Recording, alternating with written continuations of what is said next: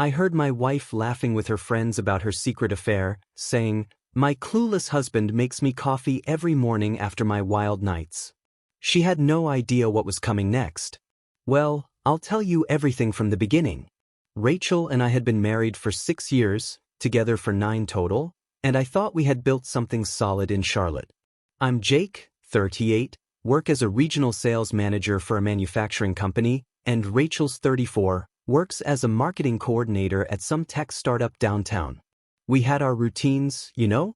I'd make her coffee every morning before work, she'd come home late from what she called client dinners, and we'd settled into what I believed was a comfortable marriage. Sure, things weren't as passionate as they used to be, but that's normal after nearly a decade together, right? That's what I kept telling myself anyway. The weekend that changed everything started like any other. I had planned this golf trip with my colleagues, we'd been looking forward to it for months, booked this nice course about 2 hours away, made hotel reservations, the whole 9 yards. But Friday afternoon, the weather service issued severe storm warnings for the entire region. We're talking potential tornado activity, flooding, the kind of weather that makes you cancel outdoor plans without question. My buddy Mark called me around 3 in the afternoon. "Jake, we're scrapping the golf weekend," he said. "Weather's going to be nasty, and honestly, none of us want to get stuck on some golf course when the sky starts falling." I was disappointed, sure, but also secretly a little relieved. Work had been intense lately, and the idea of a quiet weekend at home actually sounded pretty appealing. Rachel had mentioned she was having Ashley and Nicole over for one of their girls' nights, which usually meant wine, gossip, and them taking over our screened-in back porch until the early hours. Perfect, I thought. I could surprise her by coming home early, maybe even join them for a drink before retreating to give them their space.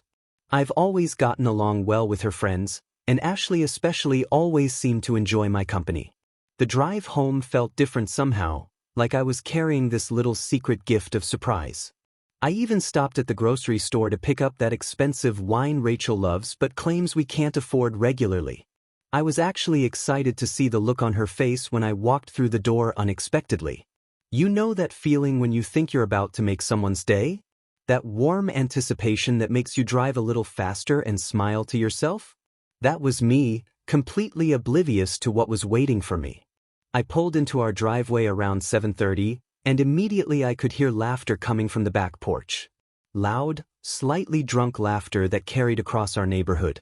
Rachel's laugh was always infectious, and hearing it mixed with Ashley's and Nicole's voices made me smile as I grabbed my bag and the wine from the car. I decided to go through the front door and surprise them from inside the house rather than walking around back immediately. Sometimes the element of surprise makes these moments even better. I unlocked the front door as quietly as possible, set my bag down in the entryway, and headed toward the kitchen to maybe prepare their wine surprise properly. That's when I heard it. Rachel's voice, slightly slurred but crystal clear, drifting through the open patio doors. "I'm telling you guys, I've got the perfect setup," she was saying, and something in her tone made me freeze in the kitchen. "Jake makes me coffee every morning like the devoted little husband, never questions where I've been the night before, and I get to have the best of both worlds." Ashley's voice chimed in, 3 years though, Rachel? How do you keep it going?" 3 years? Keep what going? My heart started beating differently, like it was suddenly working harder to pump blood through my body. "It's easy when your husband is that trusting," Rachel continued, and I could hear the clink of wine glasses. "I just tell him I'm at client dinners, and meanwhile I'm at Ryan's apartment doing things Jake hasn't even thought of in years." The laughter that followed felt like ice water in my veins. Nicole's voice joined the conversation. "And he never suspects anything? Even with you coming home so late? Are you kidding?" Rachel's voice was getting louder, more animated. "Last month when Jake's mom had that emergency surgery and he was at the hospital all night, I told him I was too overwhelmed to visit her, too emotional to be around hospitals. You know where I actually was? At Ryan's place, having the time of my life while my pathetically trusting husband held his mother's hand alone." The wine bottle in my hands suddenly felt incredibly heavy. I set it down on the counter as carefully as possible, my hands shaking in a way I'd never experienced before. Ashley was practically giggling now. "You're terrible, Rachel, but honestly, if Jake's that clueless, that's kind of on him. Right? Rachel agreed enthusiastically. I mean, who believes that someone has client dinners 3 nights a week? Ryan works in finance, makes twice what Jake does, and actually knows how to treat a woman. Meanwhile, Jake's just happy to have his little domestic routine and never asks any real questions. My legs felt unsteady, like the foundation of our house had suddenly shifted beneath me. 3 years. 3 entire years of lies, of me making her coffee every morning after she'd spent the night with another man. 3 years of client dinners that never existed. 3 years of me being the devoted little husband while she laughed about it with her friends on our back porch, drinking wine I'd probably paid for. The betrayal hit me in waves, first the shock, then the humiliation, then something darker and more calculating that I'd never felt before.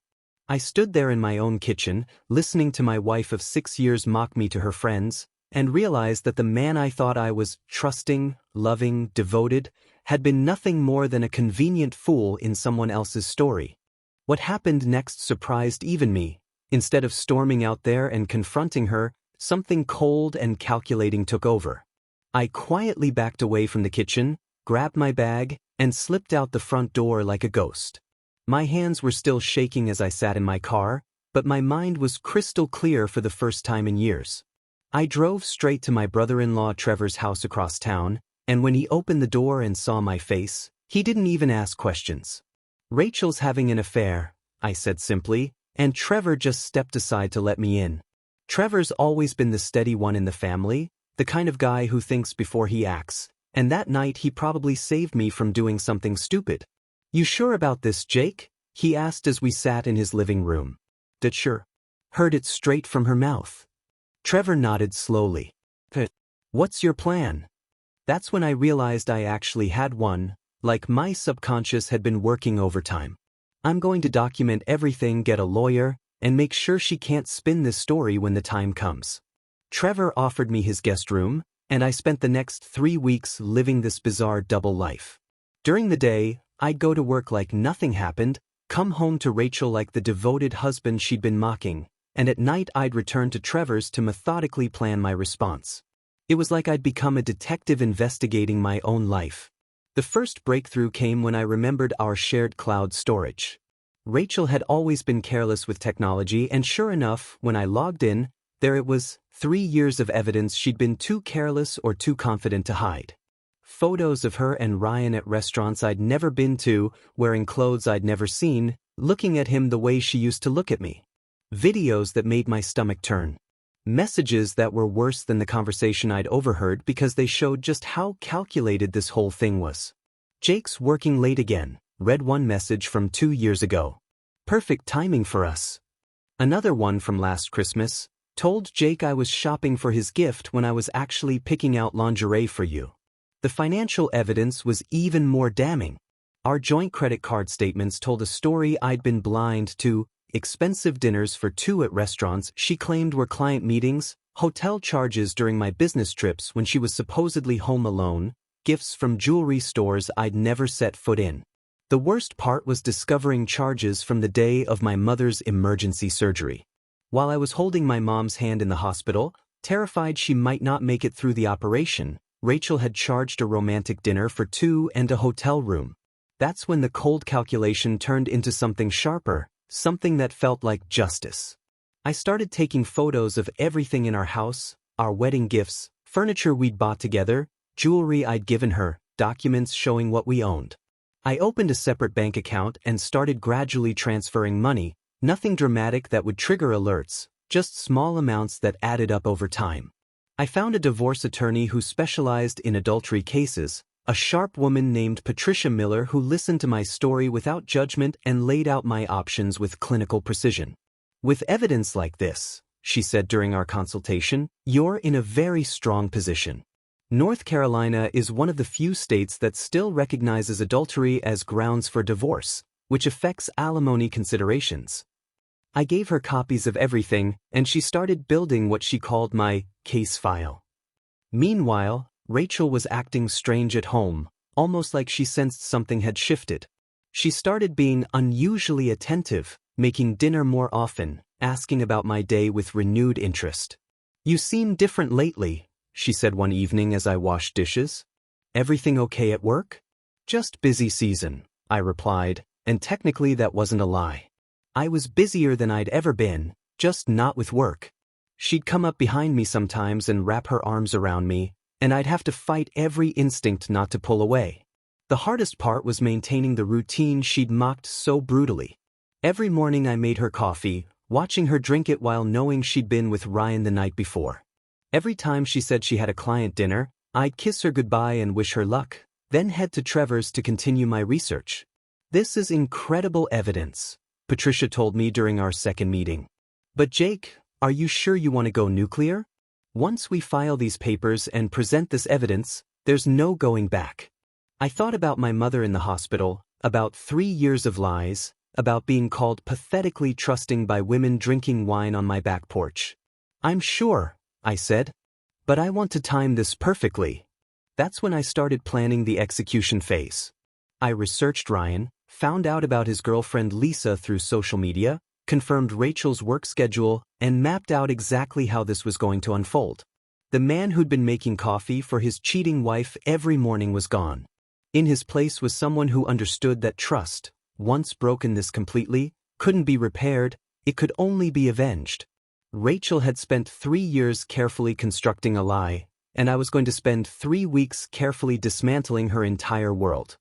The perfect opportunity came on a Tuesday morning in late October. Rachel had been talking for weeks about her company's quarterly presentation, how important it was for her career, how the executives from the main office would be there to evaluate everyone's performance. She'd been stressed about it, staying up late preparing slides, practicing her pitch in front of the bathroom mirror. It was almost poetic. She'd built her entire deception around fake work events, and now a real work event was going to be the stage for her downfall. That morning, I made her coffee like always, kissed her goodbye, and wished her luck on her presentation. "You're going to kill it," I told her, and I meant it in ways she couldn't imagine. As soon as her car disappeared down our street, I put my plan into motion. I'd spent the previous evening creating anonymous email accounts and preparing packages of evidence. For Lisa, Ryan's girlfriend, I compiled the most damning photos and messages, along with a simple note. "Thought you should know what your boyfriend has been doing for the past 3 years. I'm sorry you have to find out this way." I included screenshots of Ryan's messages to Rachel about their hotel meetups, photos of them together at romantic dinners, and credit card receipts showing his gifts to her. For Rachel's sister Emma, who had always been protective of Rachel but had also always treated me fairly, I prepared a different package. Emma deserved context, not just raw evidence. My note to her was longer, explaining how I discovered the affair, how long it had been going on, and how Rachel had mocked me to her friends. I included the audio recording I'd made on my phone that night on the back porch. Yes, I'd gone back the next day and recorded their conversation when they inevitably repeated similar stories. I sent both packages via anonymous email accounts, timing them to arrive just as Rachel's presentation was starting. The beauty of modern technology is that you can destroy someone's life from a coffee shop across town with just a few clicks. I then spent the day at work, acting normal, fielding a few client calls, reviewing sales reports. But my phone was buzzing with updates from Trevor, who was monitoring social media for any developments. Around 2 in the afternoon, he texted me, "Lisa's Facebook status just changed to single. Multiple angry posts about cheating boyfriends." An hour later, Ryan's LinkedIn shows he's dealing with personal issues. Dude's in full panic mode. And then, around 4 p.m., the text I'd been waiting for, "Rachel's calling you." Like, a lot. I looked at my phone, 7 missed calls from my wife, 3 voicemails I didn't bother listening to, and a string of increasingly frantic texts. "Jake, call me back please. Something terrible happened. I need to come home. Please just answer your phone." Instead of responding, I left work early and headed home to execute the final phase. I'd already moved most of my important belongings to Trevor's over the past 3 weeks, just a little at a time so Rachel wouldn't notice. What remained was mostly furniture and shared items that Patricia had advised me to document but not take. I was sitting calmly at our kitchen table, divorce papers spread out in front of me, when Rachel's car screeched into the driveway around 5:30. She burst through the front door like a hurricane, makeup smeared, hair disheveled, looking like her entire world had collapsed. Which, to be fair, it had. "Jake," she called out desperately. "Thank God you're home. The most insane thing happened today. Ryan. You remember me mentioning Ryan from work occasionally? Well, he's been stalking me. His girlfriend Lisa somehow got fake photos and messages and thinks we've been having an affair. It's completely crazy, but she sent them to Emma too, and now everyone thinks." "Rachel," I said quietly, not looking up from the papers. "Sit down." Something in my tone must have registered because she stopped mid-sentence. She saw the divorce papers, saw my calm expression, and I watched the color drain from her face as the pieces fell into place. "Those weren't fake photos," I continued. "Ryan wasn't stalking you. I know about the 3-year affair. I know about the hotel rooms during my business trips.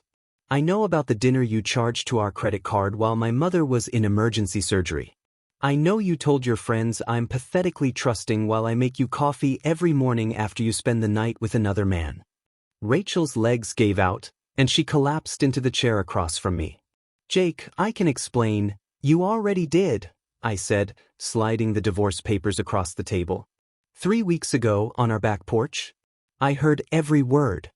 The next hour was like watching someone's personality completely fracture. First came denial. "This is all a misunderstanding. Ryan and I are just friends. Those photos are from group events." Then anger. "You violated my privacy. You've been spying on me. This is psychotic behavior, Jake." Then desperate bargaining. "I'll end whatever this is with Ryan. We can go to counseling. I'll do anything to fix this. Please don't throw away 9 years over a mistake." But I'd already thrown away 9 years the moment I heard her laughing about what a fool I was. By evening, word had spread through her friend group. Ashley and Nicole, who had been so entertained by my supposed stupidity, were now distancing themselves from the scandal. Rachel's carefully curated Instagram, full of photos of our perfect marriage, became a source of mockery as people connected the dots. Her professional reputation took a hit when her disastrous presentation, cut short by her emotional breakdown after Ryan's breakup text, became office gossip. The woman who had spent 3 years managing a perfect deception couldn't handle a single day when the truth came out. And me? I felt nothing but cold satisfaction as I watched the house of lies she'd built collapse exactly as methodically as I'd planned it. The divorce proceedings moved faster than I'd expected, mainly because Patricia had built such an airtight case that Rachel's attorney recommended she accept our terms rather than drag things out in court. North Carolina's adultery laws worked exactly as advertised. Rachel's 3-year affair disqualified her from any meaningful alimony, and with all the financial evidence showing how she'd used our joint accounts to fund her betrayal, she walked away with essentially nothing but her personal belongings and half the debt. "Your husband was very thorough," I overheard her lawyer tell her during one of our final meetings. "Fighting this would just cost you more money you don't have." Rachel's world continued to unravel in ways I hadn't even planned. Her work performance, already damaged by the disastrous presentation and the emotional fallout, never recovered. Her colleagues who knew about the affair treated her differently, and within 2 months she was demoted from marketing coordinator to administrative assistant.